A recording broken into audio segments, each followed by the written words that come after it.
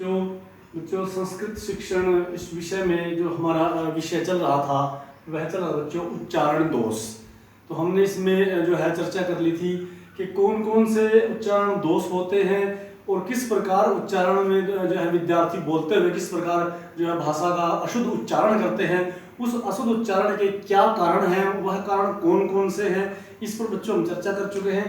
आज हम जो इस विषय में चर्चा करेंगे वह है उच्चारण दोषों को दूर करने के उपाय या उच्चारण दोषों के निराकरण के उपाय। अगर उच्चारण दोष है, बच्चा किस कारण से यह उच्चारण दोष कर रहा है, अशुद्ध उच्चारण विद्यार्थी किस कारण से करते हैं और उसको हम कैसे दूर करवा सकते हैं।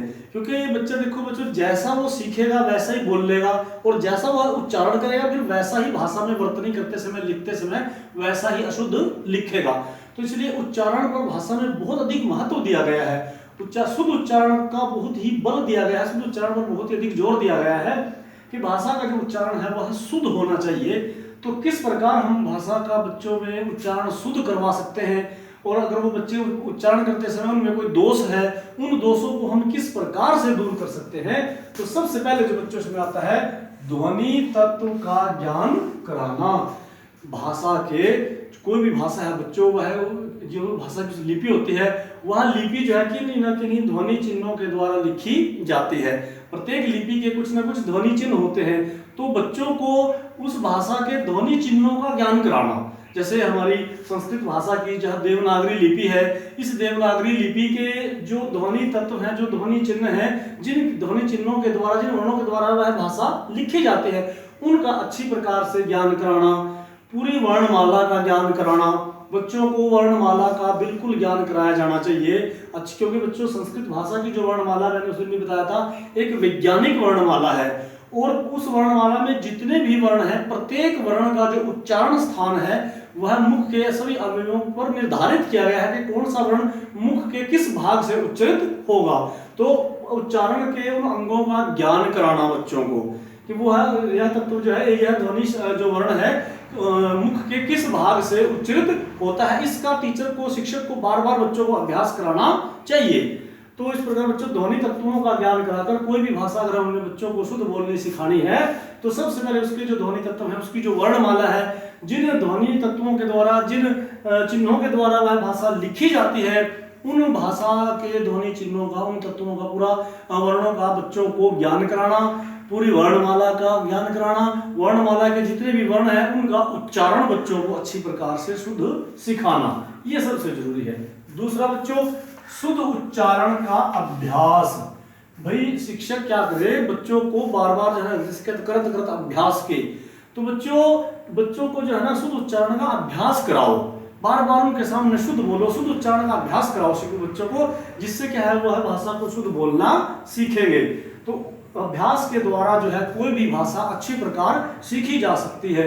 यदि बच्चे अच्छा अभ्यास करेंगे कक्षा में या कक्षा के बाहर, शिक्षक उनको अभ्यास करवाएगा शुद्ध बोलने का, तो बच्चे भाषा को शुद्ध ही बोलेंगे, वो कभी भी उसका अशुद्ध उच्चारण नहीं करेंगे। दूसरी बात बच्चों, शुद्ध बोलने वालों की संगत। बच्चों को जो बच्चे होते हैं वो भाषा को अनुकरण के द्वारा सीखते हैं, इसलिए शिक्षक को चाहिए कि वह बच्चों को जो शुद्ध बोलने वाले हैं, जो जिनका उच्चारण शुद्ध है, ऐसे लोगों की संगत में उनको रखे, ऐसे लोगों की संगति में रखे कि वो जो जिन बच्चों की संगति में या जिन शिक्षकों की, जिनकी भी संगति में बच्चा जाए वहां पर वो अशुद्ध उच्चारण ना सीखे। तो उन बच्चे के सामने जो है शिक्षक को भी, उसके आसपास का जितना भी वातावरण है, जिनके संपर्क में वह बच्चा रहता है, उन सब का उच्चारण भी शुद्ध होना चाहिए।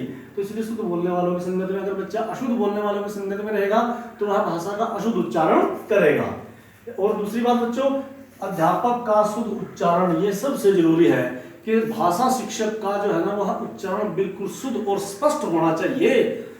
केवल भाषा अध्यापक का ही नहीं, जो अन्य क्लास भी लगते हैं, जो अन्य कक्षाएं भी लगती हैं, चाहे वो गणित का शिक्षक हो, साइंस का शिक्षक हो, उन सबको भी भाषा बोलते समय जो है भाषा का शुद्ध प्रयोग ही उच्चारित करना चाहिए। और भाषा अध्यापक की तो यह जिम्मेवारी और भी ज्यादा हो जाती है, और भी अधिक होती है कि भाषा अध्यापक का जो भाषा बोलने का जो ढंग होना चाहिए वह बिल्कुल शुद्ध हो, बिल्कुल स्पष्ट हो, और उसमें जो है हर प्रकार से शिक्षक ऐसा प्रयास करे, भाषा शिक्षक, कि वह कोई भी विद्यार्थियों के सामने अशुद्ध उच्चारण ना करे।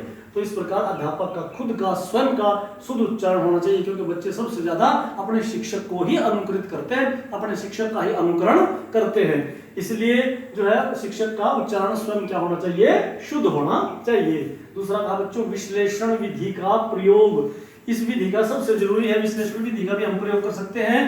इसमें क्या है कि जो कठिन वर्ण है उन वर्णों को हम लिखकर, जैसे गमिष्यामि संस्कृत में, तो इसको जो हम अलग अलग ग में ई, मा में ई, इस प्रकार अलग अलग वर्णों को हम जो इसमें से क्या कर सकते हैं, अलग अलग करके बच्चों को बोलना सिखा सकते हैं।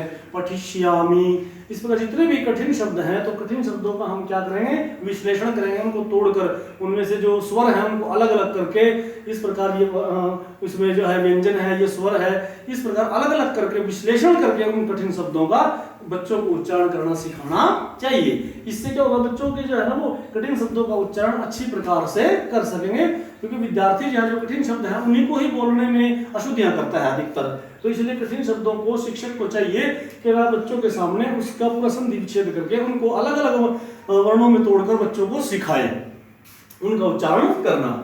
उसके बाद बच्चों अनुकरण विधि का प्रयोग, शिक्षक क्या करे, स्वयं कक्षा में पहले अच्छा शुद्ध उच्चारण करे, सस्वर पाठ करे, फिर बच्चों से उसका अनुकरण करने के लिए कहे।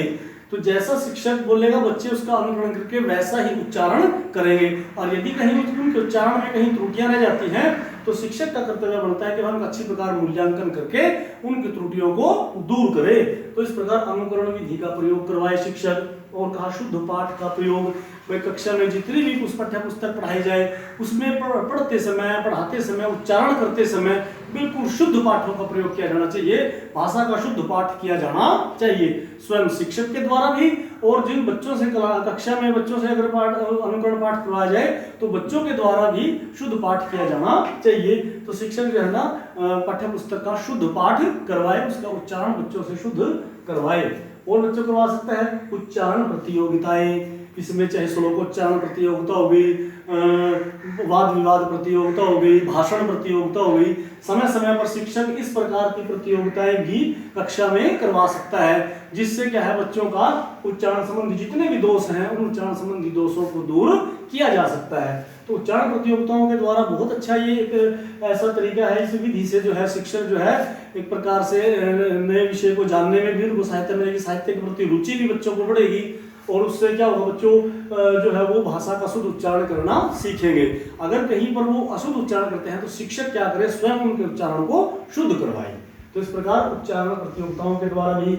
और कहा व्यक्तिगत एवं सामूहिक विधि, व्यक्तिगत एवं सामूहिक विधि, शिक्षक क्या करे, एक एक विद्यार्थी पर इंडिविजुअली, एक एक विद्यार्थी पर, प्रत्येक विद्यार्थी पर अलग से स्वयं ध्यान दे, उससे भाषा का उच्चारण करवाए और देखे कि विद्यार्थी कहाँ पर दोष है। अगर उसके कहीं पर बच्चों जो है वो बोलने के जो मुख के अंदर जो अवयव है जहाँ से वो भाषा उच्चरित होती है, जहाँ से अगर वहाँ पर कोई समस्या है तो उसके उन अंगों का की चिकित्सा के लिए भी उसको परामर्श दे। कि विद्यार्थी का अगर होंठ सही ना होने के कारण, दांत टूट जाने के कारण या किसी और कारण से भी जो है भाषा का अशुद्ध उच्चारण कर सकता है, तो उन जो है शारीरिक उन अवयवों की, अंगों की भी प्रॉपर उनकी जो है चिकित्सा करवाए। तो इस प्रकार जो है व्यक्तिगत एवं, और शिक्षक व्यक्तिगत रूप से प्रत्येक विद्यार्थी पर ध्यान दे, सामूहिक प्रकार से भी उन पर ध्यान दे हर प्रकार से। तो इस प्रकार व्यक्तिगत एवं सामूहिक विधि के द्वारा भी जो है हम क्या कर सकते हैं बच्चों के जितने भी भाषा के उच्चारण संबंधी दोष हैं उन उच्चारण संबंधी दोषों को दूर कर सकते हैं। और कहा कठिन वर्णों को बोलने का पृथक प्रयास, भाषा में जितने भी कठिन वर्ण हैं उन वर्णों को अलग अलग बिल्कुल पृथक पृथक बोलने का प्रत्येक विद्यार्थी से शिक्षक अभ्यास करवाए। यह सबसे जरूरी है, क्योंकि भाषा में बहुत सारे वर्ण जो हैं उनमें बोलने में थोड़ा सा जो है ना वो कठिन होते हैं। कुछ वर्ण जो है वो जो है बिल्कुल एक प्रकार से कह लीजिए कि वो वाकई वास्तव में लगता है विद्यार्थी को ये कठिन है, बोलने में उसको समस्या आती है। श हो गया, ज हो गया, इस प्रकार के बहुत सारे वर्ण ऐसे हैं जिनको बोलने में विद्यार्थी, उन वर्णों का अलग से अभ्यास करवाए शिक्षक। तो इस प्रकार जो है जितने भी कठिन वर्ण हैं, कठिन वर्णों को बोलने का पृथक प्रयास करवाए शिक्षक। और इसके अतिरिक्त भी अनेक सारी विधियां हैं जिन विधियों के द्वारा जो है शिक्षक क्या कर सकता है, बच्चों के उच्चारण संबंधी दोष का निवारण कर सकता है। बच्चों के आम बोलचाल की भाषा को भी देखे, शिक्षक स्वयं उनका मूल्यांकन करे, कक्षा में नहीं कक्षा के बाहर विद्यालय में भी ध्यान रखे, और दूसरे शिक्षक भी है ध्यान रखे कि बच्चों के सामने शुद्ध भाषा का प्रयोग करें, क्योंकि बच्चा जो है वह अपने शिक्षक का ही अनुकरण करता है। तो बच्चों इस प्रकार बच्चों के उच्चारण के जितने भी दोष हैं उनका वो दूर हो सकते हैं, और बच्चा भाषा का शुद्ध प्रयोग करेगा और फिर शुद्ध रूप में ही उसको लिखेगा।